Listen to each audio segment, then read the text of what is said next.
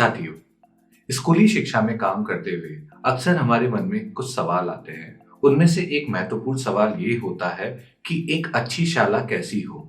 एक अच्छा विद्यालय होने के मायने क्या हैं? क्या एक अच्छा विद्यालय वो होता है जहाँ पे एक बहुत बड़ी इमारत होती है या फिर बहुत बड़ा प्लेग्राउंड होता है?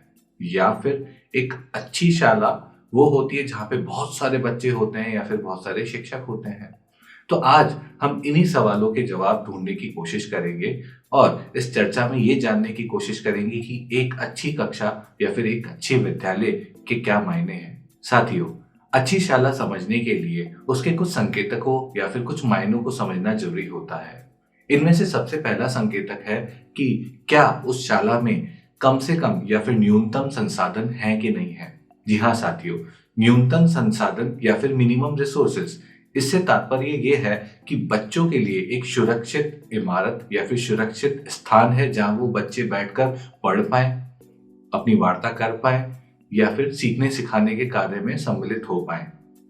संसाधनों की बात करें तो शिक्षकों का होना विद्यालय में बेहद महत्वपूर्ण है। एक शिक्षक कक्षा या फिर विद्यालय में एक केंद्र स्थान पर होता है जिससे बच्चे सीखते हैं, बच्चे आपस में भी सीखते हैं। तो पर्याप्त शिक्षकों की मात्रा हर कक्षा के अनुसार उस विद्यालय में है या नहीं है, तो यहाँ से हमें पता पड़ता है कि न्यूनतम संसाधन कितने हों। मैं दूसरे संकेतक पे आता हूँ जो कि है कि सीखने सिखाने का पर्याप्त समय। हमारे विद्यालय में शिक्षक तो हैं, लेकिन वो बच्चों को सीखने सिखाने के कार्य में पर्याप्त समय नहीं दे पा रहे। इसके बहुत सारे कारण हो सकते हैं।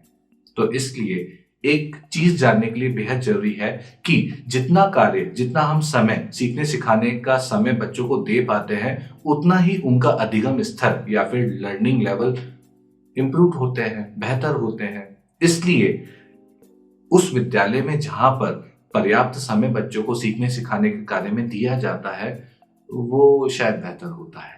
जी हाँ साथियों, अब तीसरे संकेतक पे बात करते हैं जो कि है शिक्षण प्रक्रिया। ये काफी महत्वपूर्ण संकेतक है क्योंकि हमारे विद्यालय में शिक्षक है, हमारे विद्यालय में वो पर्याप्त समय दे पा रहा है। क्या जो कक्षा कक्ष में शिक्षण प्रक्रिया हो रही है वो जानना केवल महत्वपूर्ण है कि वो कितने योजनाबद्ध तरीके से हो रही है। क्या उस प्रक्रिया में, कक्षा कक्ष में क्या कुछ गतिविधियां हैं? क्या उस प्रक्रिया में कुछ समूह प्रबंधन है, बच्चे समूह या उप समूह में सीख रहे हैं? और सबसे महत्वपूर्ण, क्या बच्चों को बोलने दिया जा रहा है? क्या बच्चों को बोलने की आजादी है? आप इमेजिन करिए उस विद्यालय को जहां पर सब कुछ है, बड़ी इमारत है, बड़ा प्लेग्राउंड है, शिक्षक है, समय है, लेकिन बच्चों को बोलने नहीं दिया जा रहा। तो आप और हम सब ये सोच सकते हैं कि क्या एक वो अच्छी शाला की कैटेगरी में आएगा। शिक्षण प्रक्रिया में एक अंत में महत्वपूर्ण बिंदु होता है, वो होता है सतत आकलन।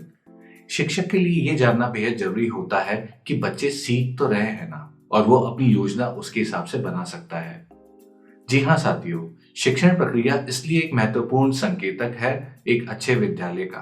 अब हम अगले संकेतक पे बात करते हैं जो है शिक्षक की स्वायत्तता, टीचर ऑटोनॉमी इन क्लासरूम। जी हाँ साथियों, शिक्षक की स्वायत्तता काफी महत्वपूर्ण होती है। क्या एक शिक्षक को एक आजादी है कि वो अपने तौर तरीके बच्चों के पूर्व अनुभव, बच्चों की रुचि के अनुसार कर पाए? और या फिर शिक्षक अपने ही सब्जेक्ट एरिया में अपनी कैपेसिटी बिल्डिंग कर रहा है, उसको पढ़ने पढ़ाने के मौके मिल रहे हैं कि जिससे उस विषय में वो और बेहतर परफॉर्म कर पाए या फिर बच्चों को और बेहतर दे पाए। अब मैं अंतिम बिंदु पे बात करता हूँ, अंतिम संकेतक पे बात करता हूँ जो है शाला प्रधान या फिर प्रधान अध्यापक की भूमिका। जी हाँ साथियों, शाला प्रधान एक मार्गदर्शक के तौर पे विद्यालय में मौजूद रहता है या फिर रहती हैं, जिनका काम होता है कि टीचर्स को मोटिवेट करना, बच्चों को मोटिवेट करना, प्रोत्साहित करना, एक विद्यालय का एक पॉजिटिव एटमॉस्फेयर बनाना। अपने निरीक्षण कार्य में वो कुछ सुझाव टीचर्स को दे सकते हैं। जी हाँ साथियों, एक शाला प्रधान कैसा है इस पे काफी कुछ निर्भर करता है कि वो विद्यालय कैसा है। जी हाँ साथियों, इन सभी संकेतकों से हमने ये जानने की कोशिश की कि एक अच्छी शाला कैसी हो, या फिर हमने ये कोशिश की एक अच्छी शाला की कल्पना करने की, जिसमें कुछ महत्वपूर्ण चिन्ह मैं आपको वापस दोहरा रहा हूं। सबसे पहला है मिनिमम रिसोर्सेस या फिर न्यूनतम संसाधन। दूसरा है कि सीखने सिखाने की प्रक्रिया में जो समय है वो काफी महत्वपूर्ण होता है। तीसरा है शिक्षण की प्रक्रिया। चौथा है शिक्षक की स्वायत्तता या फिर टीचर ऑटोनॉमी।